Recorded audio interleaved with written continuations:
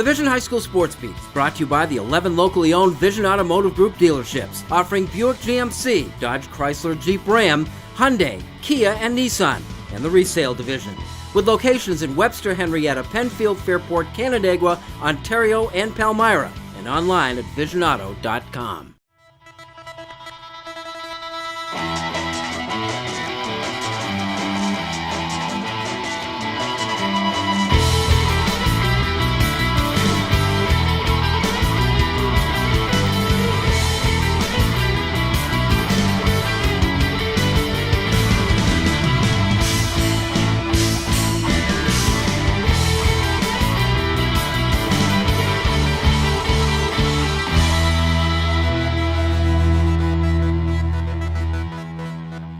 Hello everyone, welcome and thanks for joining us. This is the Vision High School Sports Beat.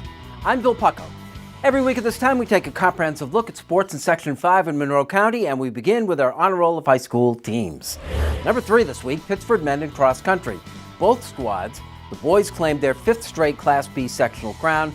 The girls won too, claiming their 3rd sectional in the last 4 years. And number 2, Aquinas football. Aquinas back on top. Class AA champs after a 20-14 win over perpetual bridesmaid Pittsford. And at number 1 this week, Wilson football, which upset unbeaten Irondequoit in the Class A final, was the Wildcats' first ever Section 5 football crown and the first for a city school in 10 years. Speaking of Section 5 champions, Hilton is on top of the local cheerleading hill, and that's a bit of a surprise. 1, 2, 3, 4, 5, 6, 7, 8, 1, 2, 3, hold 5, hit 7, 8, 1. Cheerleading is as much performance art as it is sport, but the same things that pay dividends in a conventional activity work here. They were very eager, very excited for the new changes that were coming, so it was really easy for me to walk in and coach, to be honest. What were the changes? Well, I'm not sure how previous seasons would go, but they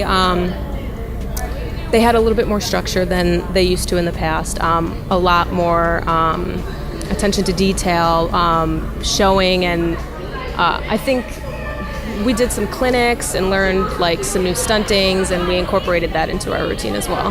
Shelley Camano was a championship caliber coach at East Rochester. In 5 years there, the Bombers won 4 titles, and Camano picked up 2 Coach of the Year honors along the way. In 2017, she graduated to competing against the biggest and the best. It was a different work ethic.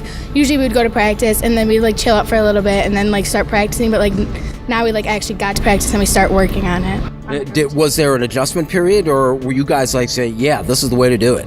We just kind of went with it and said, yeah, this is the way we have to get it going. Cheerleading's all consistency and repetitiveness. I mean, the more you do it, the better you get at it. So I think any team can really take those techniques and those skills and better themselves.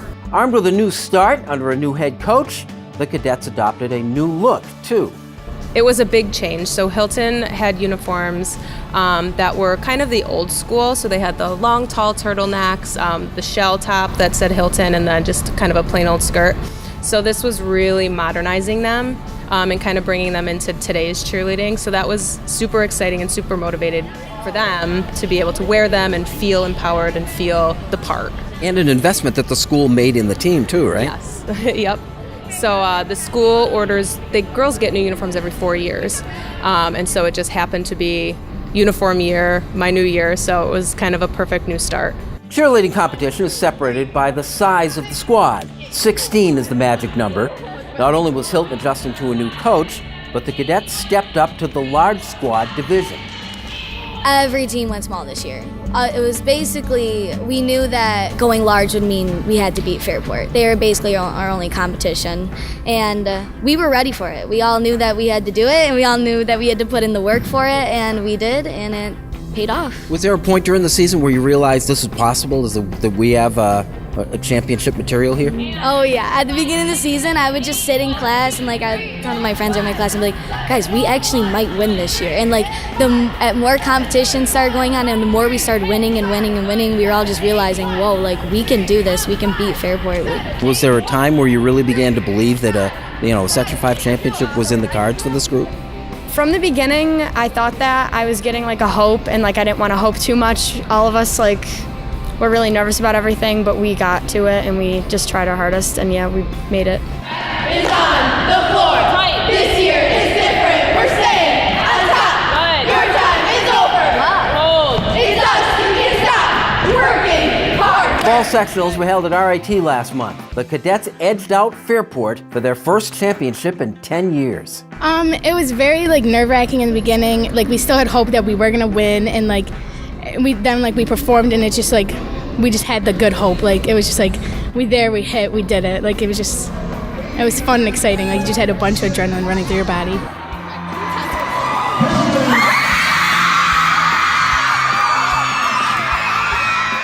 It's just you're just there, and like it feels like a dream, kind of like you're just standing there, and like when they say like first place Hilton, you're just like, oh, like you're just like you don't know what to do with yourself. You're just so excited that you just want to like hug everyone.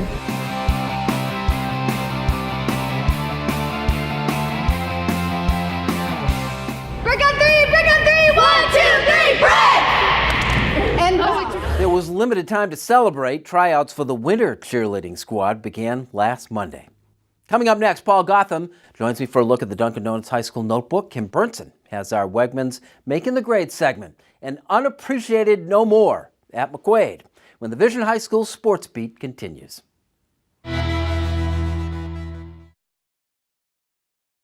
Dunkin' has lots of fall favorites to root for. Maple pecan, pumpkin, maple sugar bacon. But on game day, we root for one team. One team, baby. Win the fall, folks.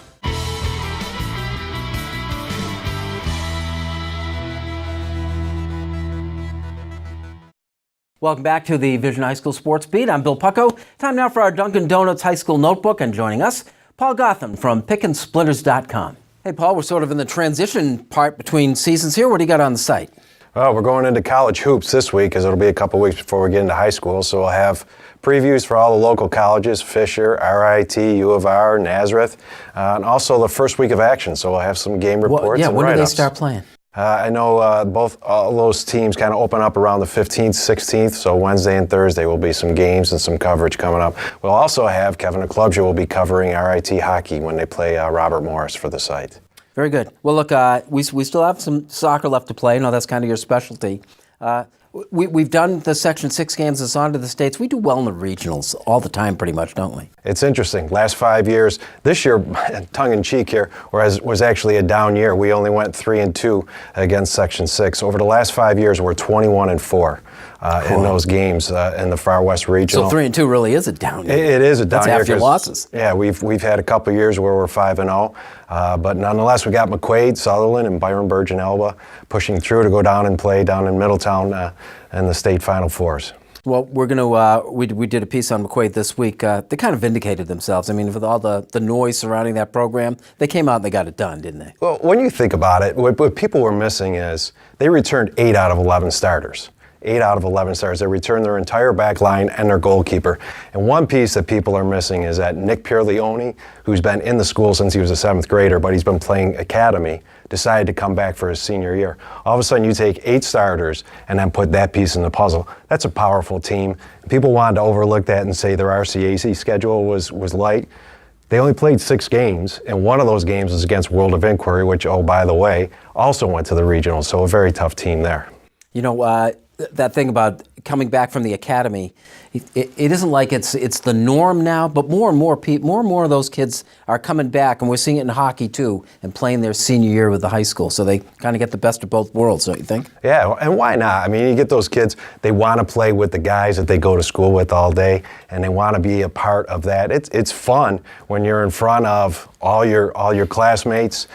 Those crowds out at Spencerport there for the finals were outstanding.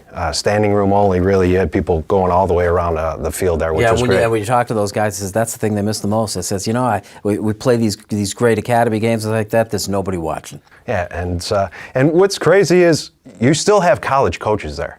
There were probably 6 to 10 college coaches watching a lot of these kids play, so they're still getting notoriety in that sense. Very good. Paul Gotham, pickandsplinters.com. Thanks for joining us with the Dunkin' Donuts High School Notebook.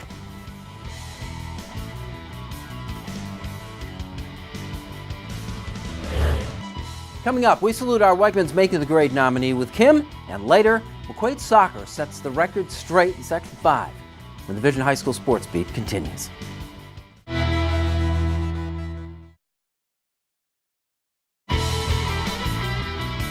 Welcome back and thank you for watching the Vision High School Sports Beat. I'm Kim Burnson.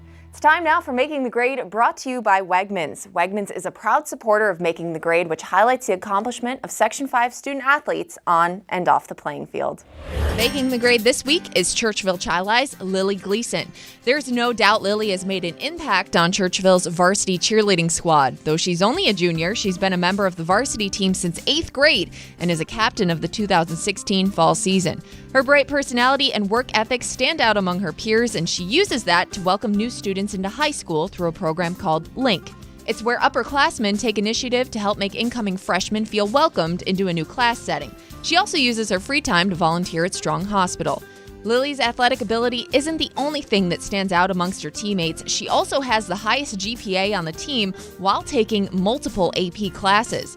Nominated for being an exceptional student athlete and leader, this week Lily Gleason from Churchville is making the grade.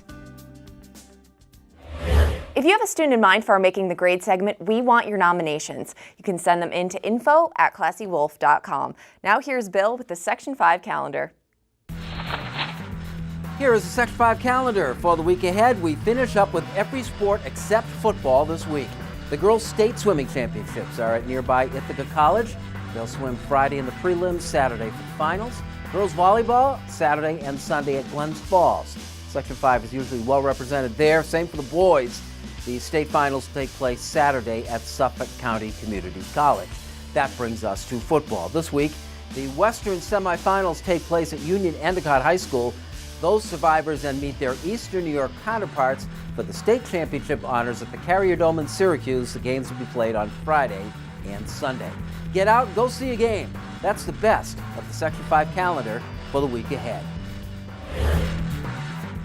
Here are the Vision High School Sports Beat Top 5 High School Football Plays of the Week, brought to you in cooperation with Varsity Media.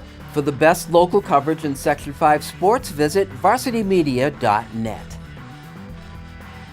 Here are the top 5 plays from Section 5 championship action from SUNY Brockport over a great weekend of football. Number 5, Aquinas in the white, playing against Pittsford for the AA championship, and that's T.J. Jones, breaking loose down the right side for a 56-yard touchdown. As a class MVP in that game, also scored on an 84-yard kick return.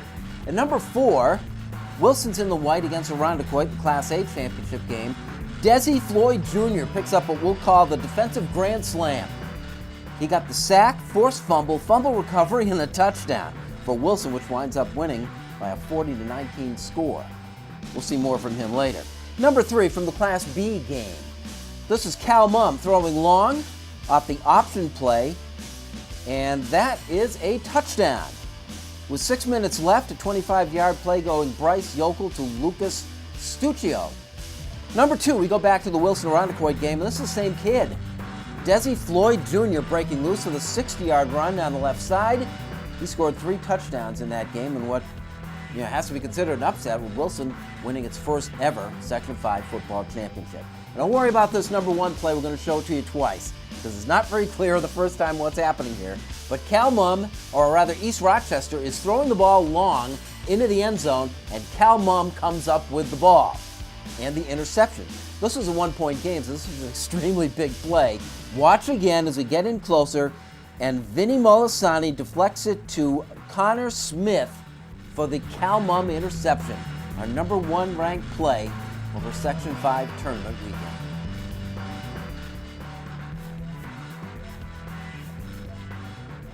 Coming up, 20-0. Do you believe yet? When the Vision High School Sports Beat continues.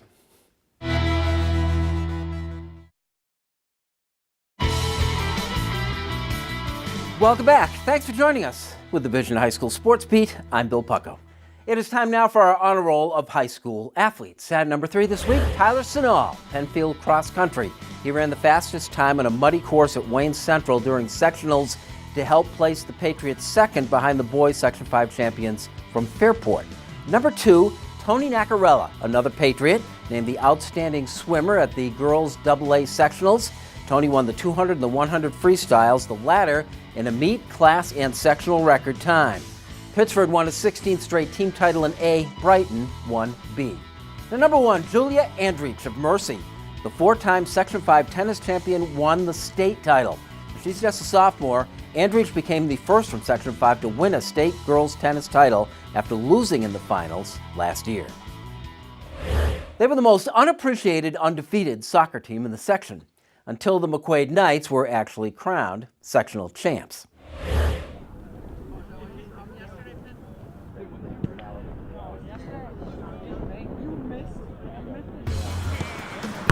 This is what happens when you play soccer in the Rochester City Catholic League. Toss in 2 games against Aquinas, and in those 8 games, all of them wins. McQuaid outscored its opponents 53-2, while the cream of the Monroe County League was busy playing more competitive soccer. The result was an overwhelming feeling that, yes, McQuaid, you're good, but not as good as us, all while the state ranked the Knights number 1. The boys kind of read into it a little bit, and we kind of squashed that, just, plugging along one game at a time. And, I told the boys to just stay patient, and, people will recognize them at some point. Yeah, and those games that you played, the tournament games and a couple others besides, against good county teams, you played well in those, didn't you? Yeah, absolutely. The boys get hyped up for those games, knowing that people are more focused on those games to see the results from those games, and, and they showed their stuff.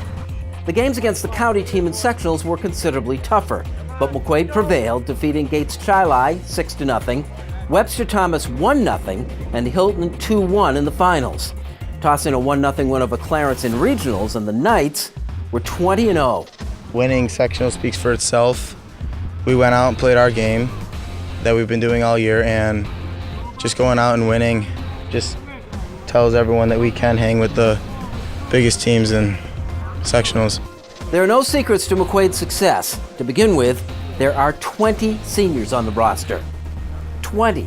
Yeah, there's a lot of experience in it, and every senior's playing like it could be their last game from now on, so we're all playing with all of our heart right now. It's amazing. We all get to share our accomplishments together. Everything's based off family, and we just do everything for each other.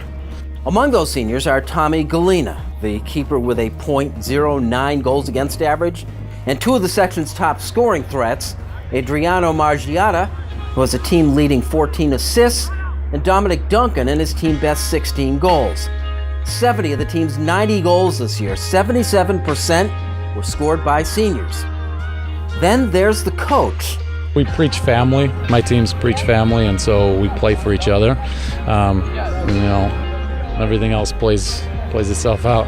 Nino Pilato cut his coaching teeth coaching girls soccer for 18 years at Greece Odyssey, during which time he won 8 Section 5 titles and a state championship in 2012.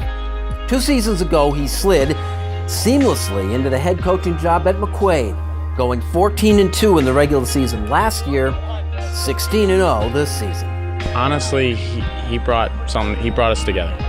He coached girls for 18 years. He won it all. And he wanted to try something. He took on a challenge, and he took on us, and he made us, his kids. He says he loves every one of us, and he really means that, honestly. Is that different to hear that from a coach and to believe into it? Absolutely. I mean, every game he says is play like this is your last. This is, I'm here for you no matter what. Even when we're older, he said we'll be there for you.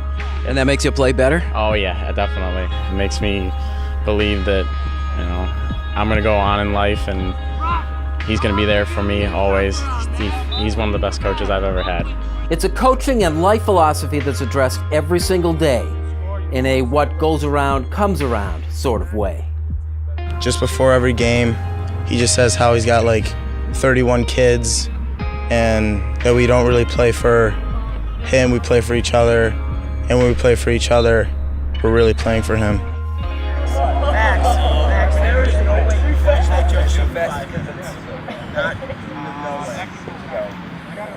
Dan Malloy scored the game-winning goal in the state regional win over Clarence, propelling the Knights into the state Final Four. We would like to thank our sponsors, especially the 11 dealerships at the Vision Automotive Group. They make the Sports Beat possible. As do you. Thanks for watching. We'll see you next week with the Vision High School Sports Beat.